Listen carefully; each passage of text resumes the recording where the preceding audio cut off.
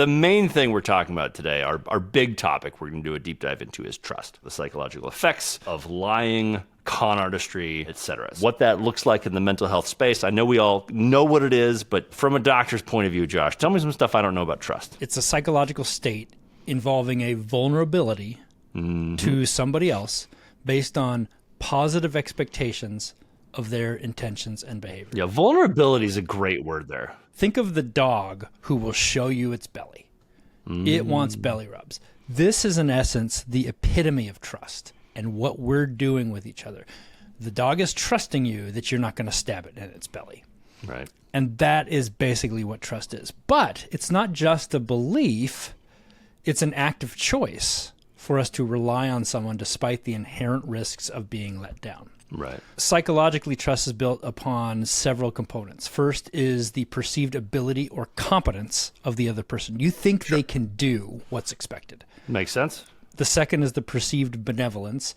You think or feel that that person genuinely cares about your well-being. Yeah, they're able and they're good. I love it. The perceived integrity, that the person's going to adhere to those principles and be honest and reliable. Okay. And then finally, the predictability of all that. The consistency of the behavior allows us to form expectations and feel secure in that relationship. Give me those 4 words, because those are great. So trust is... Perceived ability, benevolence, goodness, integrity, predictability. That's great. Yeah, that is spot on. Yeah. I've never thought about it in that way, but that's amazing. So when you perceive somebody having all those 4 components and they continue to act that way, that predictability, it builds trust.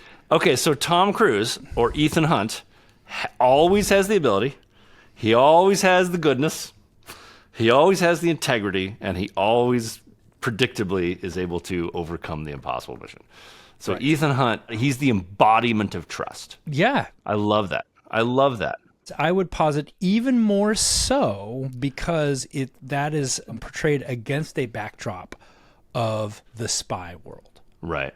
Of the inherent mistrust in all of that. Right. Conversely, negative experiences with somebody that impacts any of those components can quickly erode trust. It can erode trust faster, actually, than you can build it. This is great because you have those 4 things. You just remove one of them, and all of a sudden you have a villain, or just somebody who's inept. Like if you remove ability, you can still have goodness, integrity, and predictability, but if they can't get the job done, you can't trust them.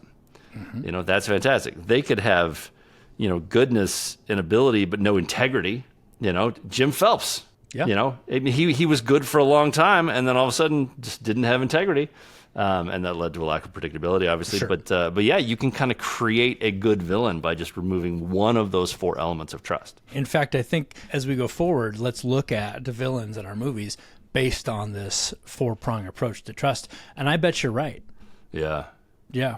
That's cool. Oh, I'm into that. This is not something that I'm at all interested in, but is there what's happening in the brain when it comes to trust? Is there a biochemical element to this? Well, I'm sorry that you are not at all interested in it. Jesus Christ. You know what, Jeff? At least you are predictable.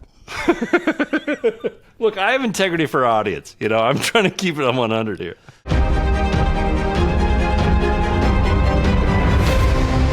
I want you to hit me as hard as you can.